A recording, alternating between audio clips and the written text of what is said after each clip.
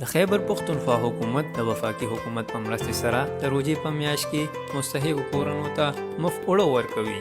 خو ولې دا د اوړو اخیستلو پروګرام د بې صبرۍ له وجې د ولس او انتظامیې لپاره لوی پریشاني جوړه شوې ده. تاریخ ګواه دی چې قومونو په سخت وخت کې د صبر و تحمل او د نظم و ضبط نه کار اخیستلو سره مشکلاتو ته ماتې ورکړې ده، لکه څنګه چې الله تعالی په قرآن کریم کې فرمایلی دي تاسو صبر وکړئ، الله تعالی د صبر کوونکو ملګری دی. نو راځئ چې د اوړو اخیستلو په وخت د صبر و تحمل نه کار واخلو او د رامخته شوي ستونزو مخنیوي وکړو.